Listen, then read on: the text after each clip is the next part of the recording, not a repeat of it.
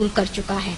इमदाद पे इमदाद लेने की ये वजह जब इन हुक्मरानों से पूछी जाती है तो जवाब ये मिलता है पाकिस्तान एक गरीब मुल्क है, भूख और अफलास इंतहा पे है, लिहाजा इमदाद लेने के सिवा कोई चारा नहीं है। तो जनाब आला मैंने सोचा जरा इन कलमात पे एतबार करते हुए अपने घर से बाहर निकल कर देखूं कि इमदाद के नाम पे मिलने वाली इस भीख ने मेरे मुल्क की आवाम के हालात जिंदगी कहाँ तक बदले हैं। तो जनाब आला अफसोस हुआ, बहुत अफसोस हुआ।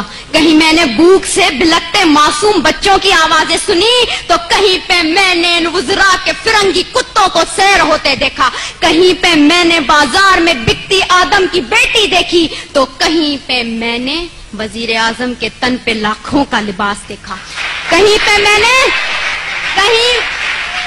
मैंने औलाद बराए फरोख्त के नारे सुने तो कहीं पे इन वजीर आजम और हुक्मरानों के आगे पीछे जाती 10-10 मर्सिडीज को देखा, कहीं पे मैंने आफिया सिद्दीकी की माँ को उसके इंतजार में तिल तिल मरते देखा तो कहीं पे मैंने इस मुल्क के हुक्मरानों को अमेरिका की खुशामद में दिन रात एक करते देखा। मैं क्या बताऊं मैंने क्या क्या देखा। ड्रोन हमलों में मरने वालों की लाशों को देखा, कई औरतों के उजड़ते सुहागों को देखा, कई नौजवानों को हाथ में डिग्रियां लिए बेरोजगारी के एवज पार्लियामेंट हाउस के सामने आग में झुलसते देखा, कई मैंने बुजुर्गों को पार्लियामेंट हाउस के सामने पेंशन ना मिलने की खातिर हलाक होते देखा।